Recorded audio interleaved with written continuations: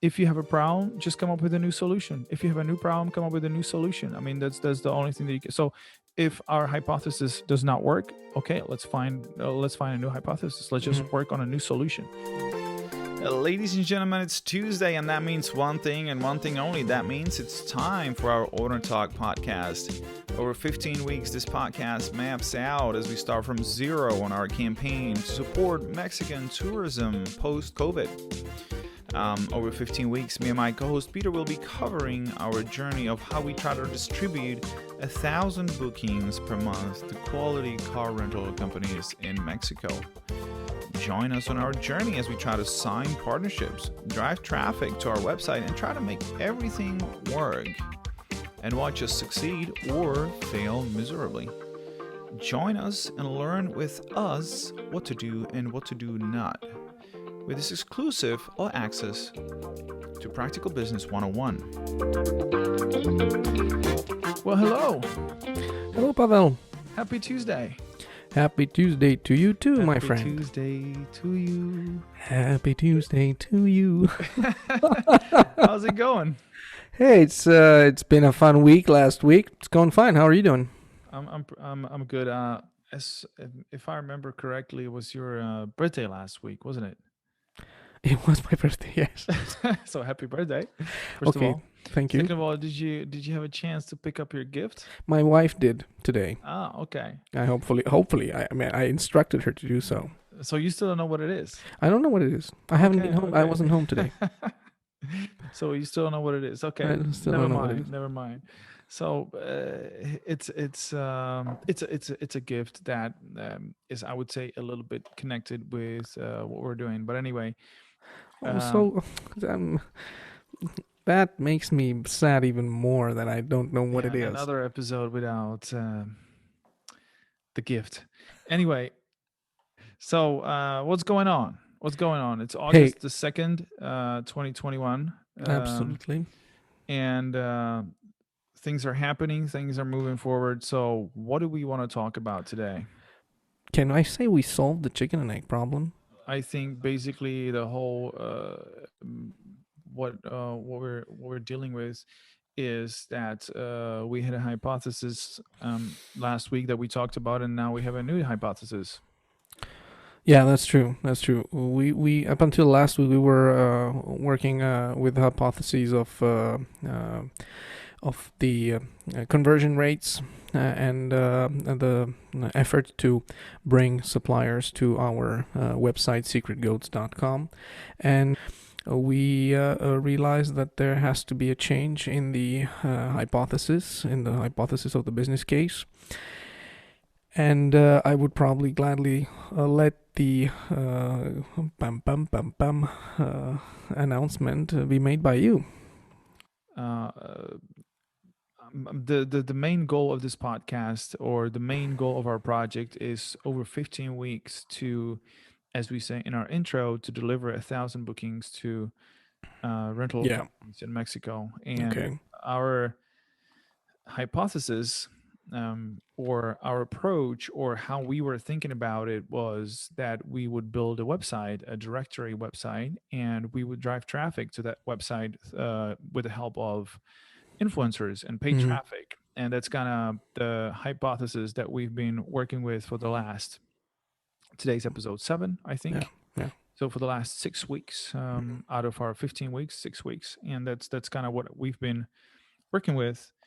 And then I had a meeting with a guy here who owns an influencer marketplace. Mm. So the kind of place that puts you together with influencers, if you want to promote your brand and so on. And That uh, was that was part of the effort to start basically dealing with the influencers, right? Attracting them that was like. yeah, and that was kind of I would say we were in the research phase, trying to find out Yeah. whether what we're trying to do, whether it makes sense. And of course, part of the whole thing is the chicken and egg problem, which is something that everybody who's trying to start a marketplace is familiar with. So you don't know whichever you should get first, whether you should first get the suppliers or the sellers or whatever. It's just kind of a thing that um, it's hard to get things going without both sides working. But once you get both sides working, then it can be a very good business.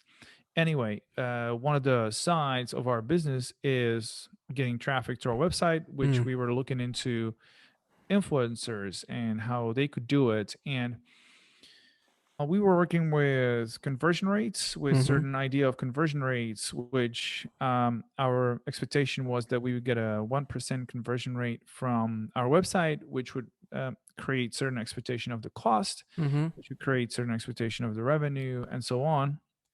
And basically, based on the conversation with this guy, we I found out, or our model found out after putting in the numbers, that it might not be actually a profitable enterprise. Mm. So we could still be chasing those 1,000 bookings, but we wouldn't be able to turn it into profit probably. Mm.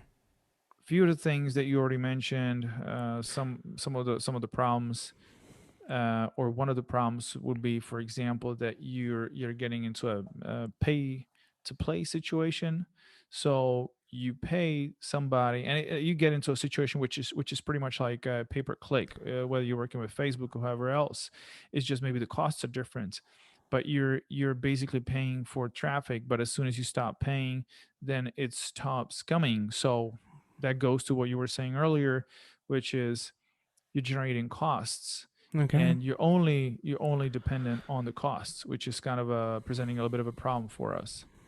And the homework from my point of view changed a little bit, and we had a discussion about it, and the homework kind of changed into, is there another way? Because one of the things that we want is, we actually want to be generating revenue, since this is a business, instead of just generating costs, which obviously is not a very good business if you're only Okay. generating Yeah. costs. Yeah. You know what? Let me stop you a little bit. I want to stop in the fact. I want to stop at the fact. What kind of made me, um, like, which touched me last week. And the thing is, it was a big, it was a big shock for me, honestly. Like when we changed the mindset, and when all of a sudden, from the, not the mindset, when we changed the strategy, or all of a sudden when we actually realized that the business case doesn't jive the way we thought, or the way the hypothesis kind of was going. And I just want to say that I'm interested to know, how do you feel about situations like these, because they come in the last couple of weeks, which we've been doing this project. They come every so often, and this one was a big one. I handled them fairly decently, all of them. But the last one, last week, if we hadn't moved on a little bit, I was kind of in the process. Gosh, this is something we were working on, and it's not gonna work out again, or something like that. It was like a failure expectation. How did you feel about that last week?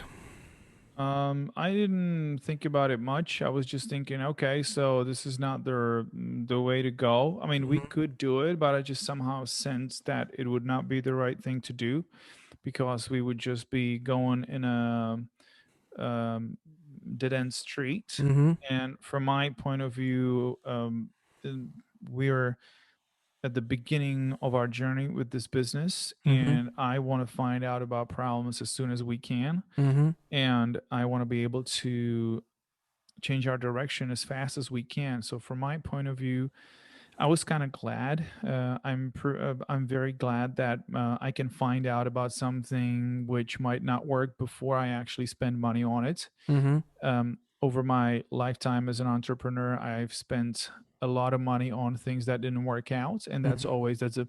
I don't believe in free education. It's Mm-hmm. just your best education is always paid education, because that's what hurts. Yeah. And we were at the beginning of last week. We were 5 weeks in. So, from the point of view of living every day of every minute, it might look like it's a lot of time, but over the lifetime of a business is not such a big deal. Some people, there are a lot of people I hear about that are trying to put together a product, and they're trying to put together a launch and so on and so on, and Mm-hmm. they take months and months and years to launch and spend a lot of money. We haven't spent that much money. We've spent Yeah. time on this podcast. We've spent um, time working together, speaking together, doing a little bit of research. But from my point of view, this is pretty early. We still have a chance to change our direction. And so I think it is just about, okay, so we need to find another way. Okay. And we need to find a smarter way. And it's always something that stretches your imagination when something doesn't work out. But I'm pretty much used to a situation in business when something doesn't work out the way you Mm. want it. Yeah. I would say the worst thing that can happen to you is that you fall in love with your expectation. And of course, we're always I'm always excited about the next thing, so I always fall in love with the expectation. But you always, I think, also need to be able to fall out of love Mm. with your expectation. So Mm. Mm. life's about work. It's always going to be like that.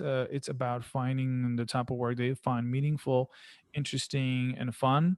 And that's basically what we're doing. And meanwhile, of course, you're trying to make some money so that you got something to pay for your bills.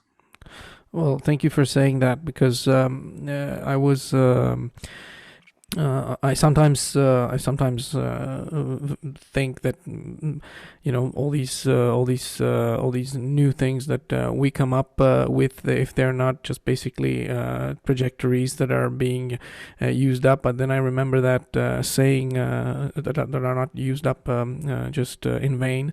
But then I remember that saying that basically a business is not about going straight in one line, but is exactly about exploring all these dead Yeah. end streets and going back and forth and returning to the fast track and just going at it Yeah.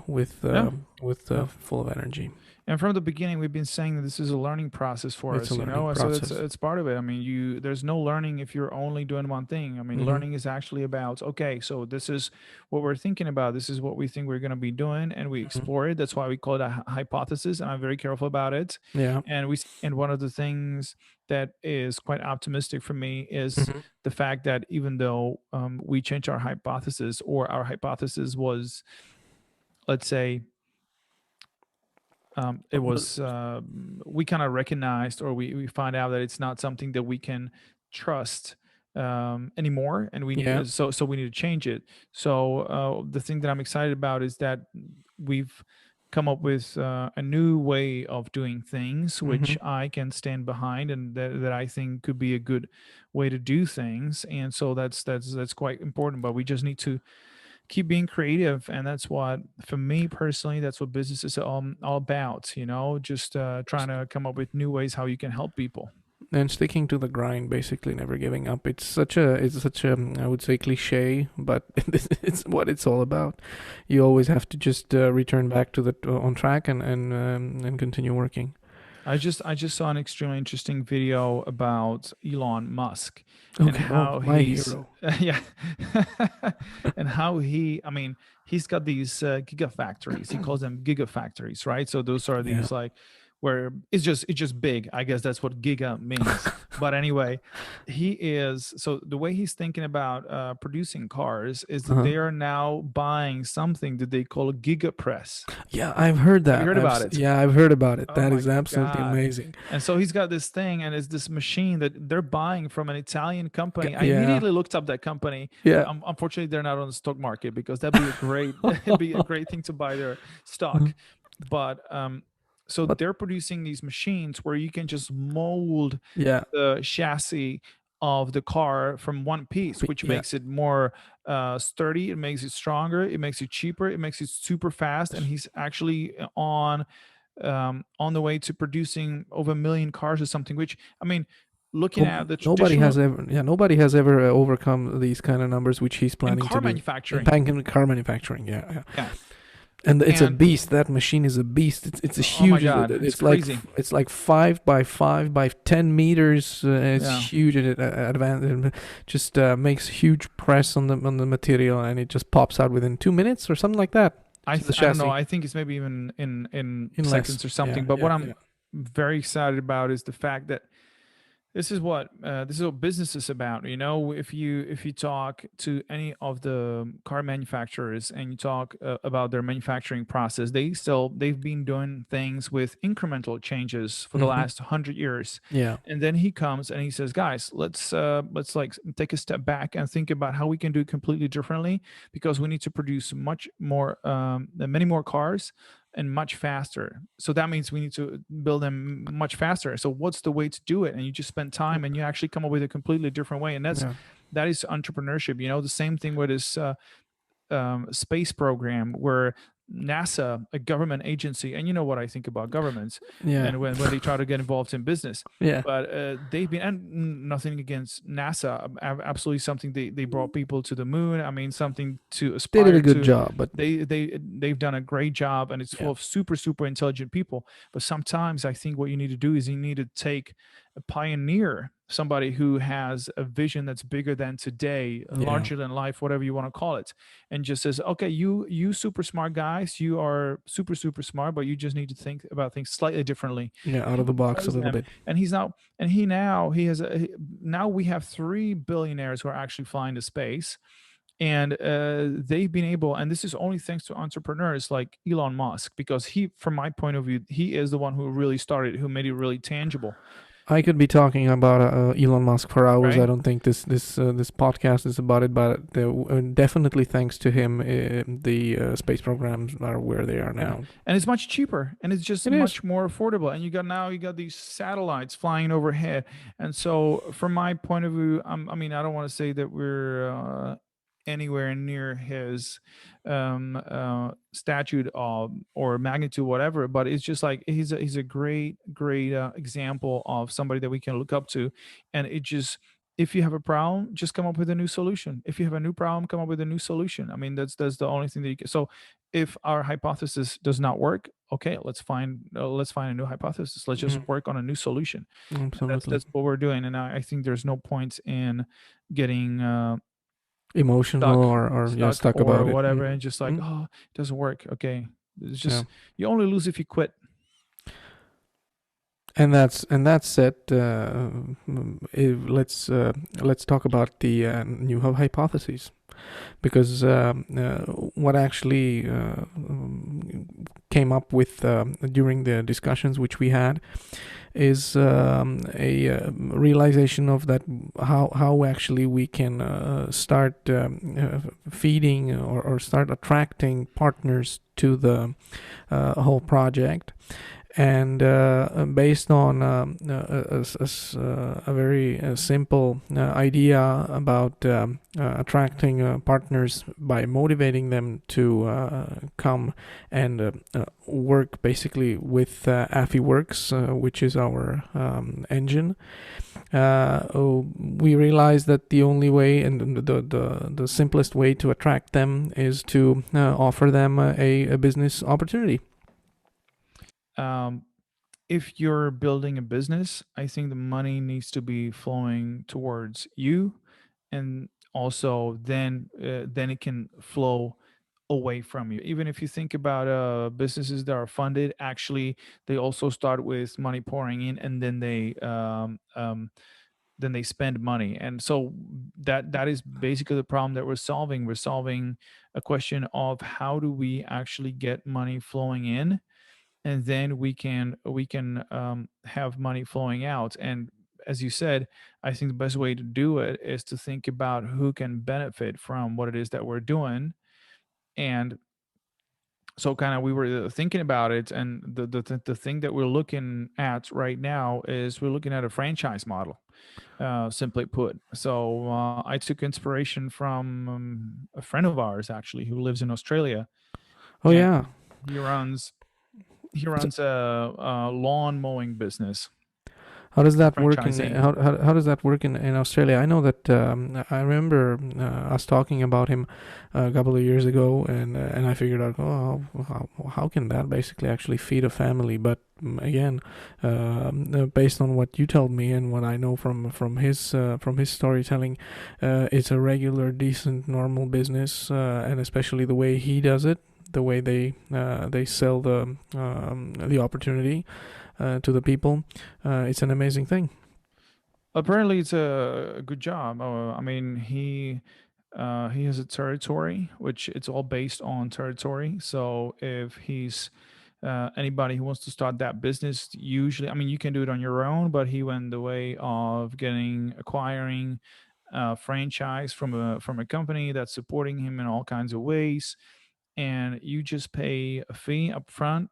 They give you certain territory that's exclusively yours, and then you just mow lawns. I mean, obviously there are a lot more things that go into doing it successfully, but there's the main concept. And what's interesting about it, if you're talking about feeding a family, the way he does it is the lawn mowing is actually, let's say, the base of what he's making, but then there are a lot of auxiliary services that he provides, such as, I don't know, painting the fence or whatever, if something needs to get done around the Minor house, repair work around the minor house, repairs, basically. Yeah. maintenance. So it's going. I think it's quite interesting. It's a huge. I've been doing some research, and apparently it's a huge business in Australia. Mm-hmm. Apparently they have a lot of grass in Australia. Uh, and I don't. I guess I don't know. I guess it's the climate or something. But for me, from my point of view, it's extremely inspirational because Well, we are working with a system that actually can provide livelihood to people who cooperate. And this is where we go to the yeah. sales part, who can cooperate with accommodation providers. Mm. And these accommodation providers can refer business to the car rental companies and other rental companies, which is we're kind of solving both sides of the equation, Mm-hmm. which I'm quite excited about. And also it kind of makes sense because we can, and that's kind of what I'm thinking about right now, but we'll see how that works out. But we can be working with real estate agents that are Mm. people who already know a lot of the territory. They know a lot about what's going on Yeah. in the neighborhoods and so on. And it's just additional income for these real estate um, um, um, agents, but also for the owners of the real estate. So you can easily increase your revenue from your apartment, from your rental property, by 10, maybe 15%, Yeah. which I think is significant because it's not usually so easy to do. So what we are thinking basically about is um, creating a franchise package for possible franchisees. I hope I'm using the right Yeah. term, which will provide them with the ability to refer business from chosen rental companies. The choice will be made by them, and a partnership will be established by them, by the franchisees and the rental companies themselves. And this package will be regionally limited. Basically, there will be some regions in the specific in the area where we are focusing now, right? How do you call them? It's not regions. I'm not using Territories. territories. And based on the territory and based on some basic valuation which we've done, there will be a price to pay basically from by them to be able to become our franchisees.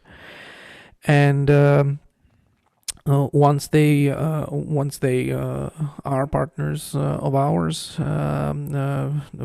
with the help of Affiworks and with the infrastructure that's behind the whole process, they should be able to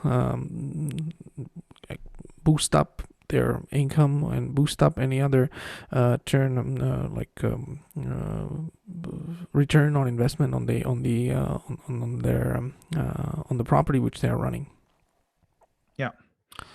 From my point of view, the most important part of the whole thing, because we had also a lot of conversations about how we should approach that new concept of working with real estate owners. And I would say the main and most important concept and most important part of whole hypothesis is the fact that we're going to be working with a product.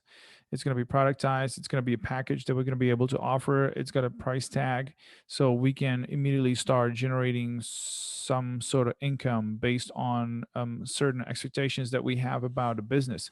So it's very actionable. It's something that we can test right away. Pretty much, today's Monday. I think I'd be disappointed if we were not able to put it all together this week and set it up for basically saying, okay, this is what we got. Anybody wants it. And I'm not expecting that next Monday we're going to have anybody who already No, acquired the whole thing, but but it's gonna be on the market. It's gonna be for it's going to sale. be on the market. So it's very actionable.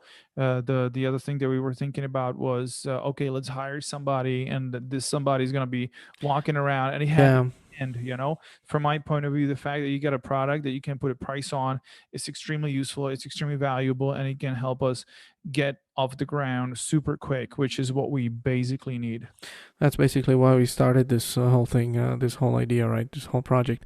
I was gonna say one more thing that maybe just a little side comment on the fact how we ended up with the idea of partnering up through the franchise with the accommodation providers. That's basically the reason is that they are the ones that know the market the best, and it's something which is set and fixed. It's nothing which is there are people who are not moving, and the business is coming to them, and they are also in the front line of the car rental business, or they can be basically while the reservations are being made, because usually the way it works, the person somehow books his accommodation, and the second thing he does is he books his rental, his car rental, if he's basically desires to do so.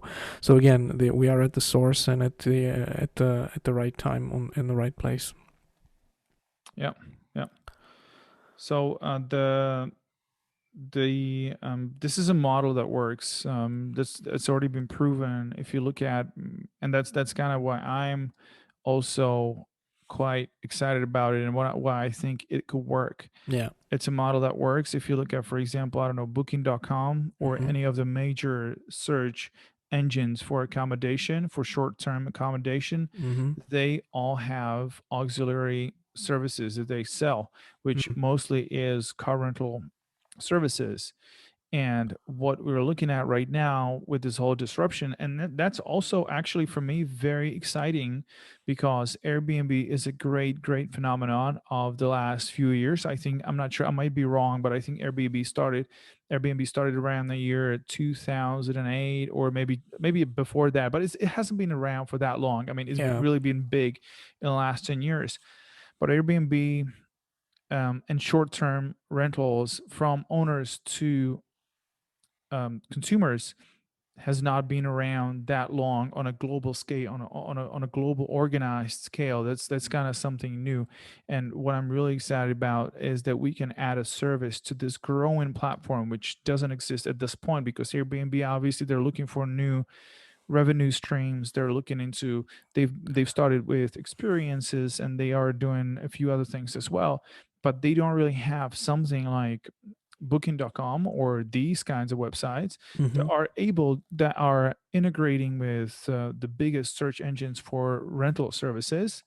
And obviously they're getting a lot of cross sell opportunities through this. So they're selling a lot of rental cars through their platform, because they already have the clients. And this is something that we can add to Airbnb, and that's something that makes me. It doesn't have to be only Airbnb, obviously, but it's because we have a hybrid product which works both offline and online. But it's just something that makes me very excited, because we're kind of working with the major, most successful, and really quickly growing disruptors in the industry. So for me personally, that's Sounds like something a that's very fantastic adventure. This is exciting. Yeah, this is very fantastic adventure. exciting. It's a Exactly. fantastic adventure.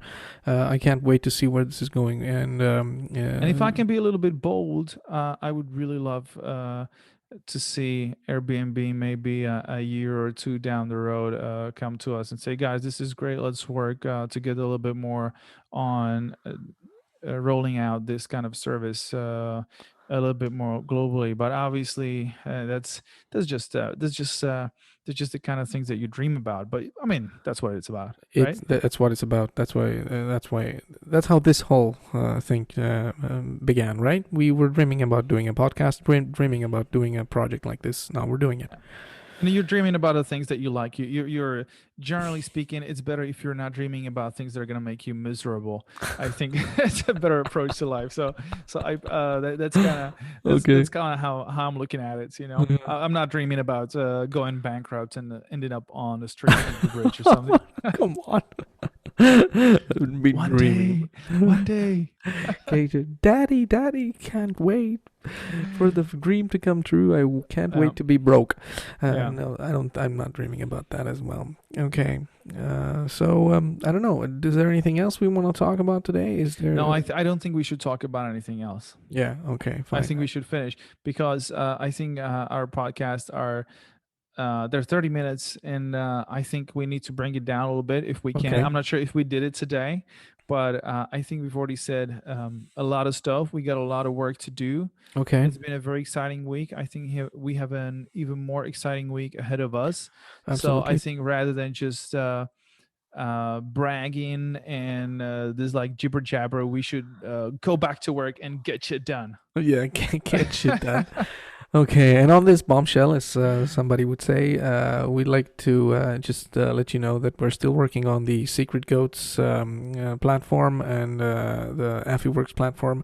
And if you want to check out what we're doing, we're definitely going to be, you better check out on our website if you want to leave us a comment, an email.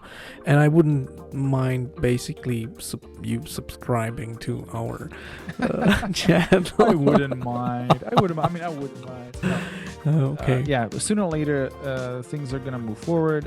We are still we're confused and dazed by the lights, but we're trying to do our best. So yes, exactly. Great talking to you as always. Yes, my friend, thank you.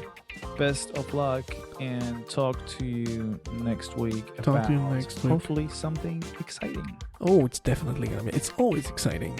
All right. Okay. Take care, my friend. Bye Bye bye. bye.